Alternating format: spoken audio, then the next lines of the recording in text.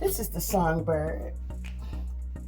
I'm cooking. I'm thinking about that video I just made, the short film, saying how much I love, how much in heaven I am about having two computers to work on now. And I was thinking about how it came to my mind. I wasn't thinking about it. It just came into my head. It's, like a little, I don't know, as I was preparing these ribs here.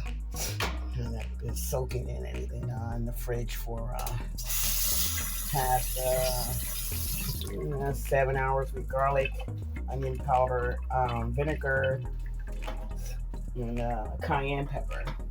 Put this on the rack, make it drip. And then here. I think it's better on the rack because I didn't peel off all the fat like my grandma used to do, my mom, whatever.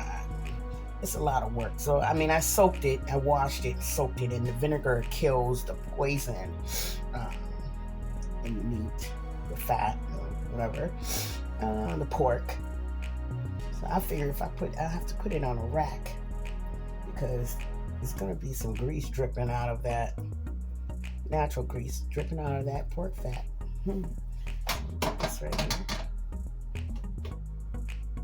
On top of the pan, because if I would have left it in the pan and then it would just be absorbing all that oil, and you can't really taste the flavors, you just taste the oil. It's disgusting. Make sure it's lined up good. I don't want it leaking past that little pan. I don't want it. I better make sure it's perfect. I need to straight perfection, but in this case, it better be lined up real good. Lined up really good with that pan. So you want the grease dripping down from the fat into the air fryer, because it's not going to be a good thing. You might start a fire even. I wouldn't want that. Hopefully it's lined up. Let's see in a minute.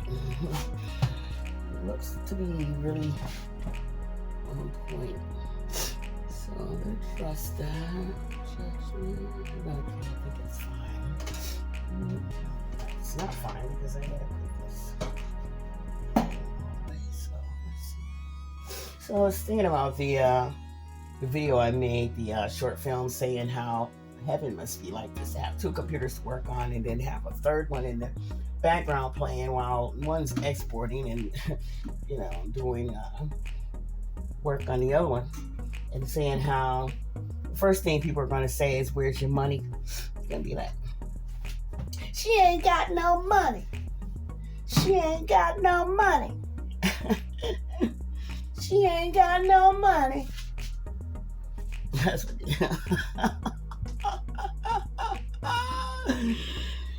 let's see where I want to put this. I didn't want to put this on broil because broil is here. Broil. Let's see what that does. Cause see, I want that fat. I want that fat on the meat to dissipate kind of fast. Melt down really quick. Therefore, I didn't read the book yet, but.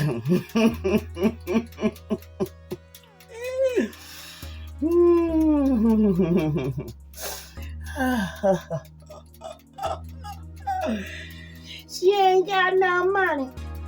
She ain't got no money. I got more than money. That's the thing. What I have is worth way more than money. Way much more. She ain't got no money.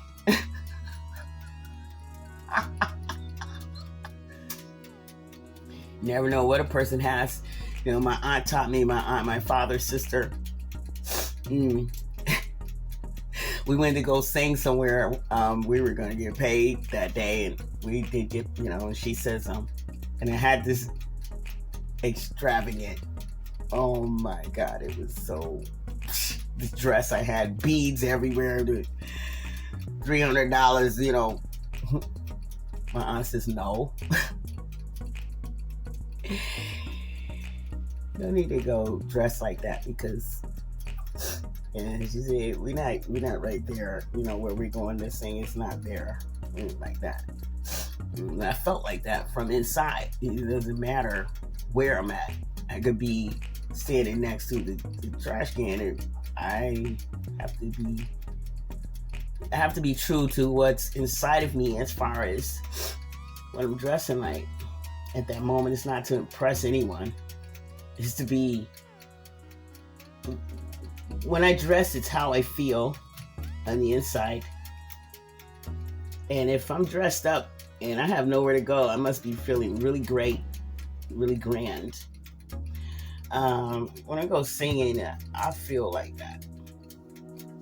I could go to the library and feel the same way. I will dress up to go to the library, not a $200 dress or nothing like that, but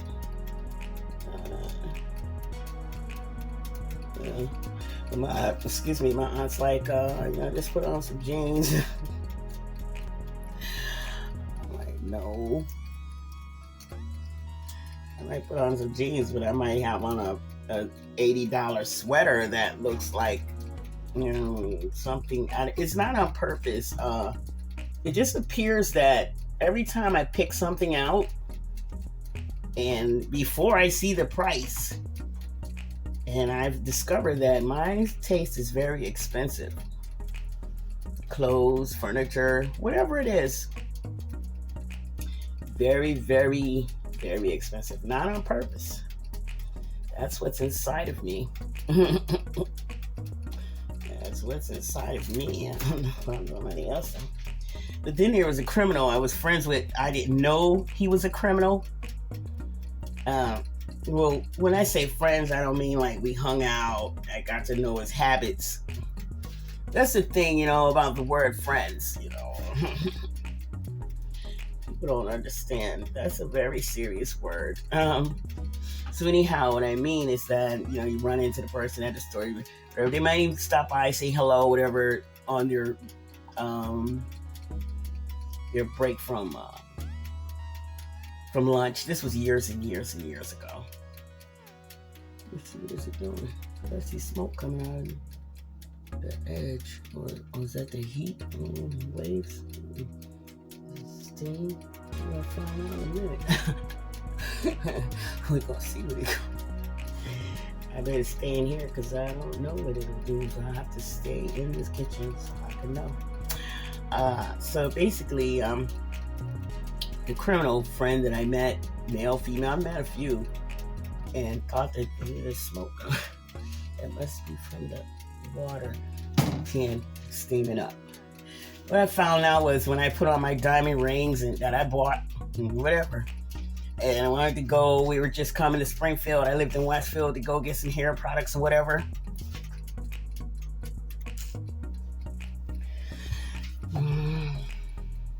So what I found out was that they told me to my face. I had 3 diamond rings on. I love the one one was bought for me. And then there was another one that was bought for me. All 3 were bought for me. But either way, whatever. I just, I put them on to wear them. And one I bought for myself, it had my birthstone. It had 2 diamonds and a gold in the middle for a Scorpio.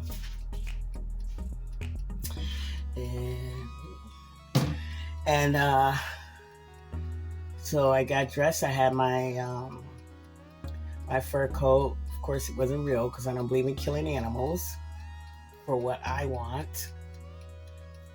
But it was fox fur or whatever, not real fox, fake, whatever. It was beautiful. And I had people who know me know how I dress when I have that feeling. And so I'm like, okay, we're going to Springfield. I'm going to give me some hair products. They were giving me a ride. And they said to me, not to wear that into town. And I'm like, but why? This is who I am and this is how I want to dress. Well, we're only going to the hair store. You only want to go to the hair store, the package store, the grocery store, the square. So why do you need to dress like that? Because that's who I am. Because that's who I am, and that's what made me feel good. And basically, I stay in the house 90%. So I'm not gonna just put on a pair of jeans and a raggedy shirt every time I go outside when I barely go outside, and unless it's business. And I do business in the house on the computer, as you can see. So here's the thing, getting back to the subject of she ain't got no money. Is what people gonna say. Now she got 2 computers to make all these short films she ain't getting paid for. Where's the money? She ain't got no money. She ain't got no money.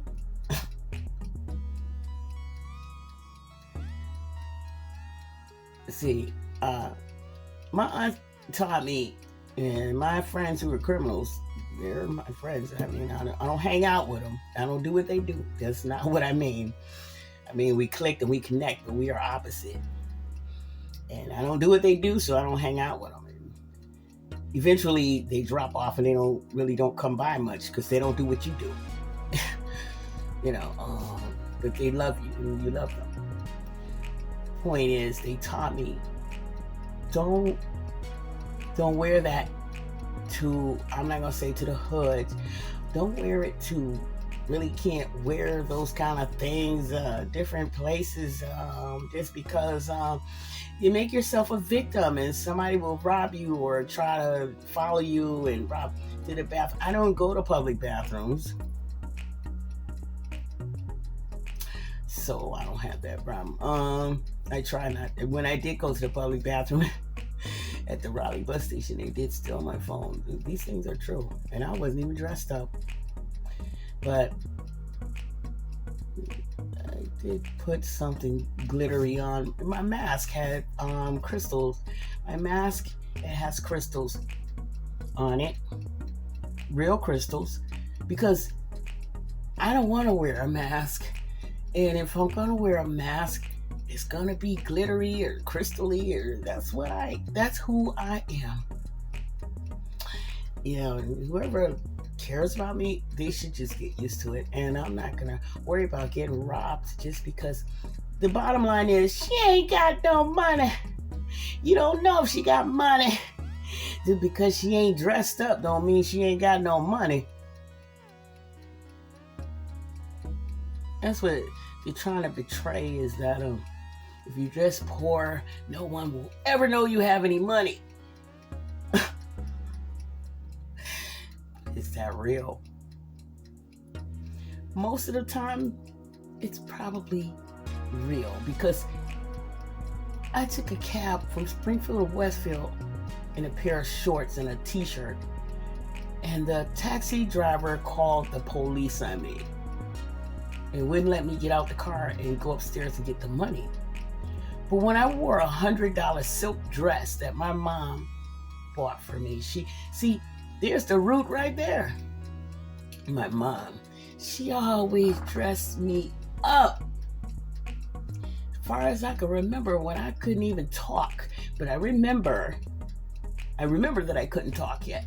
And I remember that I was very short because it looked like all I could see was legs all around me. So I knew I was short, small, and I couldn't talk, but I could see I have eyes.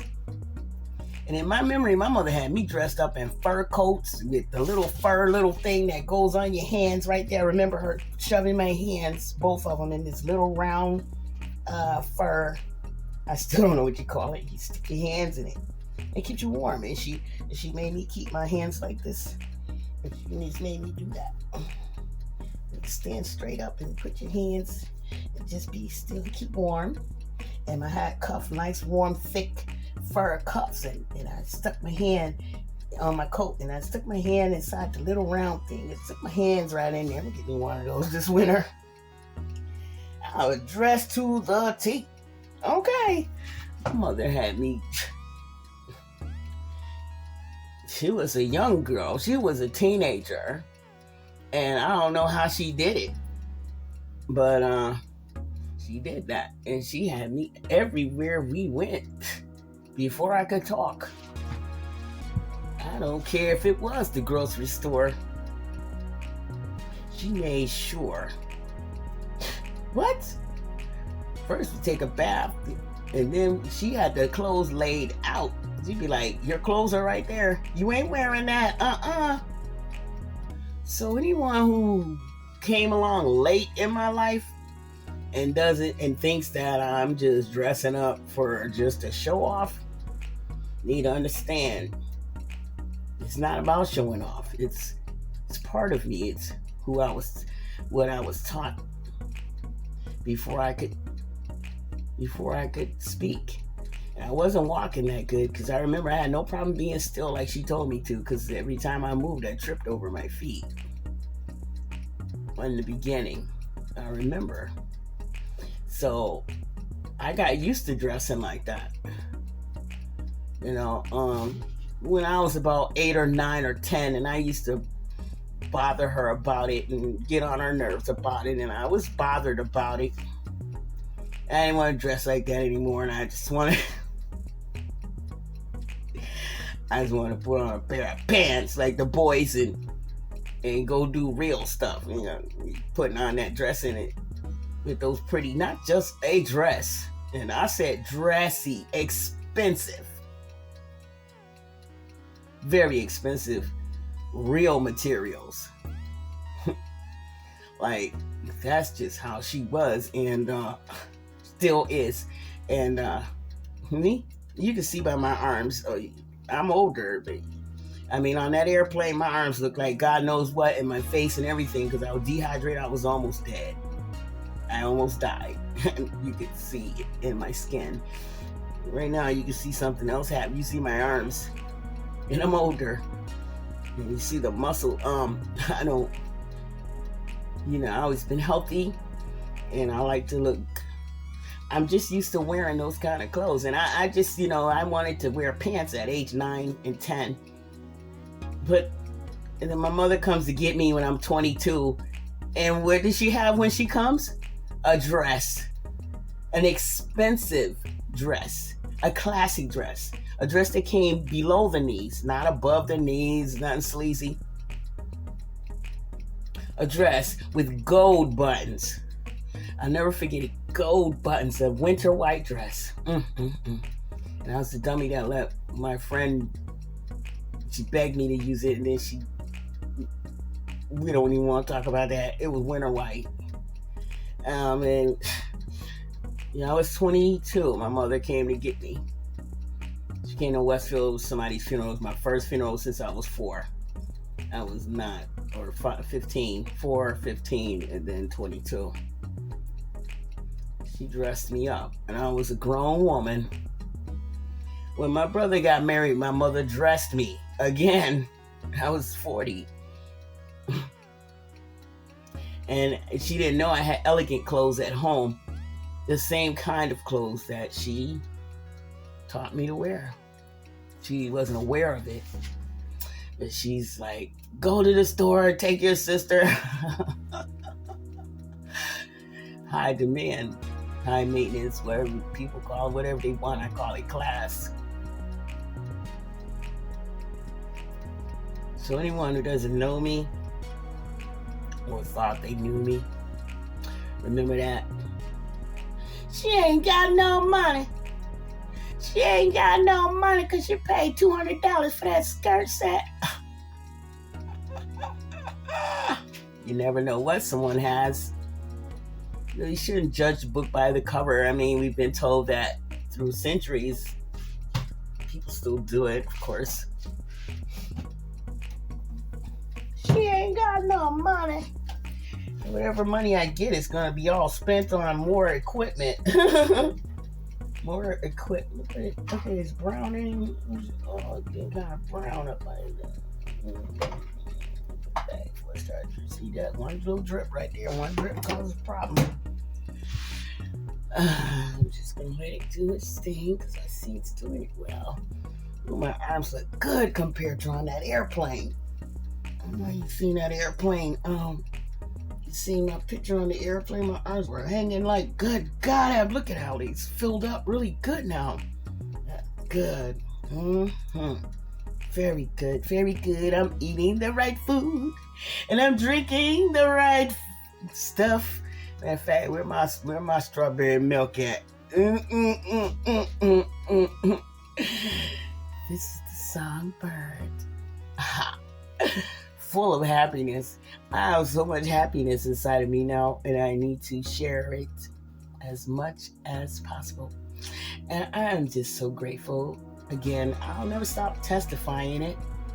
That the doctor says my head is cut off, the full pelvic twist ripped me apart, and my left leg is torn off. Now, tonight I was looking at a back video, short film clip, and it shows, I'm saying that I had permanent nerve damage on my left side, and I forgot about that.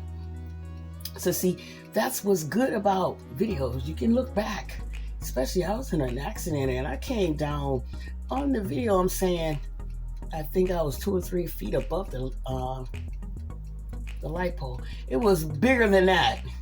I was a lot higher than 2 or 3 feet above that light pole. See, that showed the brain damage, because I know at 2 or 3 feet, and I was so high up, the light pole looked like a toy. The cars underneath me looked like toys. I told someone that, and they thought I was straight lying.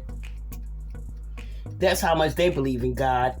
God made the moon and the stars, so how is that not possible?